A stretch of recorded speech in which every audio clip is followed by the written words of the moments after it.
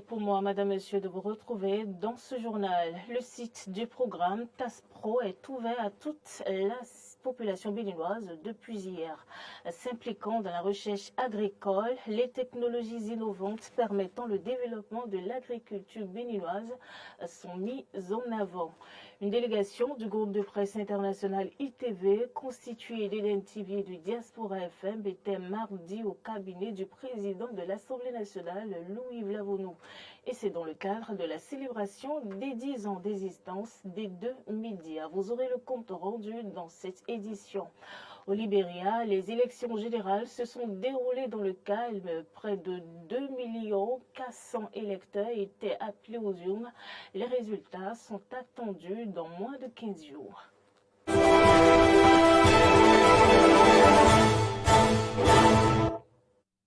Nouveau, bonjour et merci de toujours préférer EDEM-TV pour vous informer. Je vous annonçais dans les titres que les journées portes ouvertes du programme des technologies et innovations agricoles pour l'accroissement de la résilience des systèmes de production et des exploitations familiales en Afrique de l'Ouest et du centre TASPRO sont lancées hier sur le parc agricole de Niaouli dans Alada. Le reportage.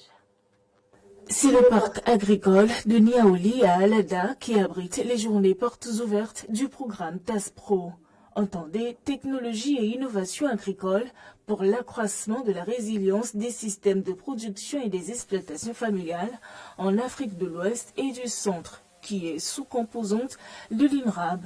Un programme qui lutte pour les exploitations familiales, les exploitations agricoles familiales qui doivent donner plus de production. Pour donner plus de production, il faut qu'ils aient accès, il faut qu'ils aient connaissance des technologies améliorées que met au point la recherche.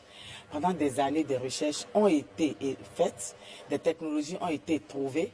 Il faut que les populations agricoles y aient accès. Donc, nous avons mis ensemble ici un certain nombre de technologies végétales, animales, aquacoles, que les producteurs, les pêcheurs, les transformateurs viennent voir pour pouvoir faire leur choix. Quelles sont les technologies qui leur plaisent? Et ils vont faire le choix, ils vont dire ce qu'ils veulent. On va encore les suivre jusque dans leur communauté.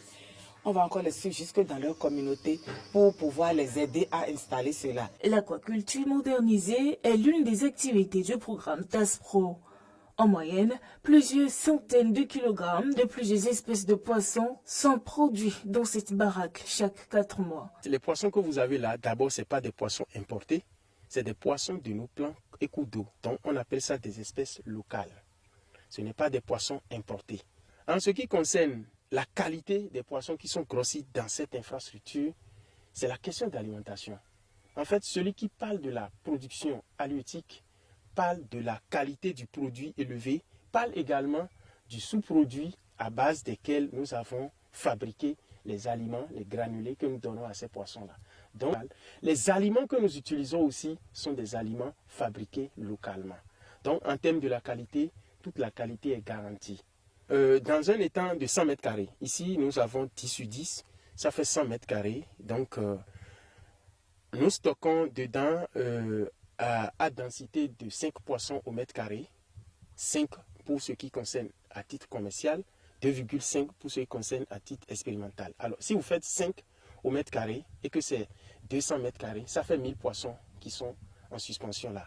Les autorités communales, présentes pour le lancement des journées portes ouvertes, expriment leur émerveillement. Je viens de découvrir quelque chose de spectaculaire. La promesse faite par l'État, c'est-à-dire aquaculture qui viendra dans la commune d'Alada d'ici l'année prochaine, je suis pressé de voir ça, l'arrivée de ça. Et ça viendra effectivement affirmer l'arrêté d'interdiction d'importation des poissons également au Bénin. Je vais demander plus à la directrice de faire bénéficier d'abord mon village, qu'est Niaouli, où nous sommes aujourd'hui. Il n'y a pas que la population de Niaouli qui tirera profit de ce programme. Des populations ayant effectué le déplacement de plusieurs régions du Bénin disent pouvoir reproduire ces technologies innovantes dans leur contrée pour le développement agricole des régions. Là, j'ai découvert de nouvelles choses qui est fait ici, que moi-même je peux mettre en pratique dans ma commune et avec ma communauté, de tous on va bénéficier. Je suis producteur des cultures maraîchers dans la commune de Manaville. Chez nous à Manaville, nous sommes des maraîchers, mais j'ai beaucoup apprécié les différentes variétés de maïs. À l'issue de la cérémonie de lancement des journées portes ouvertes du programme TASPRO, des équipements ont été remis au président des plateformes innovantes grâce à la coopération suisse. L'agence de communication Boule de Neige Créa organise à partir du 22 octobre prochain une compétition interreligieuse dénommée Concours œcuménique. Pour annoncer l'événement, la promotrice a animé ce mercredi à Cotonou une conférence de presse. Clémence Tonoucoin y était. Voici son compte rendu. La première édition du concours œcuménique va rassembler des chorales issues de diverses chapelles religieuses dans un challenge passionnant. Selon Farida Yasmina Djibril, promotrice de l'événement, l'idée est partie du fait qu'on soit dans un même pays, qu'on soit unis par un même Dieu et qu'on pense que deux personnes de religions différentes ne puissent pas se mettre en couple. C'est donc à juste titre que le thème retenu est, je cite, « Cultivons le vivre ensemble ». Le concours œcuménique, c'est un concours qui met ensemble les chorales de toutes les confessions religieuses. Et quand je dis toutes les confessions religieuses, j'additionne l'islam. Ce concours portera sur le thème « Cultivons le vivre ensemble ». C'est pour dire que nous sommes un. Unis, et l'Afrique sera toujours unie. À travers ce concours, au cours duquel les candidats seront jugés sur la voix, la promotrice entend non seulement faire passer un message, mais aussi mettre en valeur la richesse culturelle et musicale du Bénin. Ce concours mettra en valeur le talent, la voix et un message très fort à l'endroit de toute personne qui voudrait l'entendre, afin de permettre la cohésion et l'unité de la population béninoise, pourquoi pas celle africaine. La phase de sélection est prévue pour le 22 octobre prochain et la finale le 19 novembre. Elle sera bien évidemment précédée des quarts de finale et de la demi-finale. Les travaux du Conseil des ministres se sont déroulés hier sous la conduite de Patrice Talon, président de la République. Plusieurs décisions ont été prises. Suivez ici le compte rendu de Wilfried Léandre Ombodji. Au chapitre des mesures normatives, déclaration d'utilité publique des propriétés privées situées dans le périmètre du projet d'aménagement et de bitumage de la route des pêches phase 2, tronçon Adunka, porte du Nord-Retour, y compris ses bretelles A et C, Adunka Kukukoji et porte du Nord-Retour Djonji, puis paiement des indemnités dues aux personnes affectées par les travaux. Les travaux de construction de cette infrastructure routière se déroulent conformément au chronogramme établi. Mais il se fait que les limites des voies frappent de servitude de reculement plusieurs domaines, bâtiments et sites de toute nature. C'est ainsi que 728 personnes affectées ont été recensées avec divers biens, dont 271 habitations, du foncier non bâti, des plantes à valeur économique, des périmètres de culture, de même que des patrimoines culturels. Pour ne pas retarder la poursuite diligente du chantier, il y a lieu de procéder à la libération des emprises. À cet effet, le Conseil a adopté le décret portant déclaration d'utilité publique des aires concernées. En conséquence, il a été autorisé l'indemnisation des personnes impactées par le projet, conformément au texte en vigueur. Au titre des autres mesures normatives, ont été adoptés les décrets portant attribution, organisation et fonctionnement du ministère des Affaires étrangères, puis transmission à l'Assemblée nationale pour autorisation de ratification de la constitution de la Commission africaine de l'aviation civile, adoptée à Dakar le 16 décembre 2019, et de l'instrument d'amendement de l'article 10.4 de la Constitution de la Commission africaine de l'aviation civile de 2009.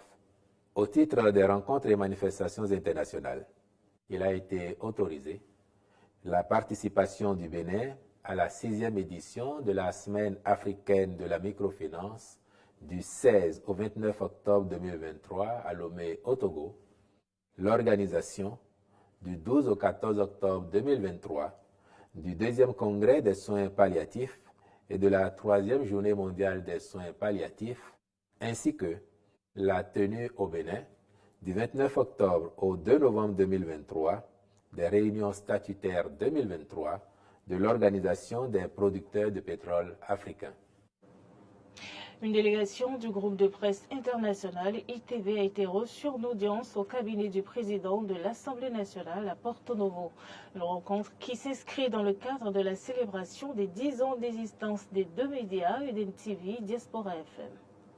Conduite par Donclama Balo, directeur général du groupe de presse UDN-TV Diaspora FM, cette délégation est allée informer le président de l'Assemblée nationale, Louis Vlavonou, de la célébration des 10 ans du groupe de presse international ITV et par la même occasion demander son accompagnement. Nous avons rencontré le président de l'Assemblée nationale qui a bien voulu déjà nous recevoir et nous lui en sommes reconnaissants pour cela, puisque nous avons adressé des courriers à la plupart des présidents d'institutions, mais il est le tout premier déjà à nous recevoir dans ce cadre. Les célébrations vont se tenir du 24 au 26 novembre prochain. Et il était important pour nous donc de venir voir le président de l'Assemblée pour l'en informer déjà et évidemment solliciter son soutien dans ce cadre. Les échanges se sont bien passés. Le président de l'Assemblée nous a écoutés, nous a entendus, nous a compris. Alors au-delà d'une audience formelle, ce fut également l'occasion de discuter de beaucoup d'autres sujets, mais de manière principale sur le sujet qui nous a conduit ici. Le président de l'Assemblée nationale nous a donc donné sa parole pour ce qui est du soutien qu'il pourrait donc apporter à ces festivités-là.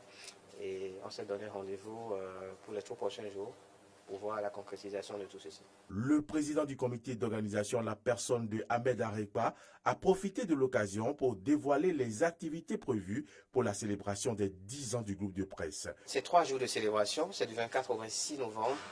La célébration va démarrer donc le 24 novembre par une conférence inaugurale qui nous permettra de présenter un peu ce que nous entendons faire dans le cadre de la célébration.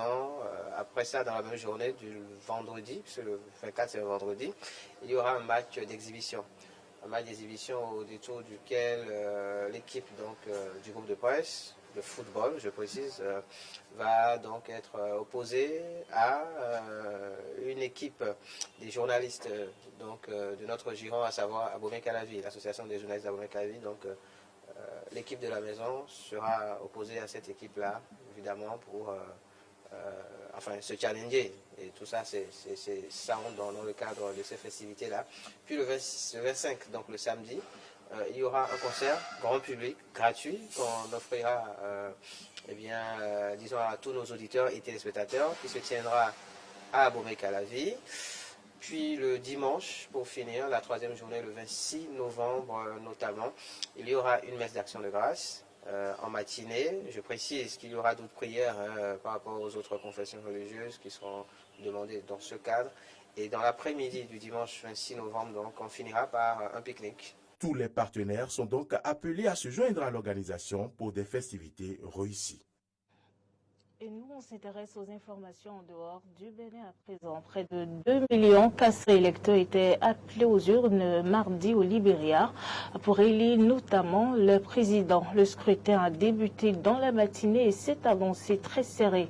Le président sortant, Georges Weah, fait face entre autres à l'ancien vice-président Joseph Boakai. Les Libériens doivent également choisir leurs députés et 15 sénateurs. Les détails. Pourtant, Georges Weah cherche à se faire réélire pour un second mandat. 19 autres candidats sont en lice à ses côtés. Le principal rival de l'ancien footballeur est Joseph Boakai, 78 ans, qui a été vice-président du Libéria de 2006 à 2018. Le président élu en tandem avec son vice-président pour un mandat de 6 ans. Les résultats définitifs seront annoncés par la commission électorale dans les 15 prochains jours. Les élections législatives, dont 46 partis sont en lice, permettront quant à elles de réélire la Chambre des représentants et la moitié du Sénat. Écoutons l'avis des habitants.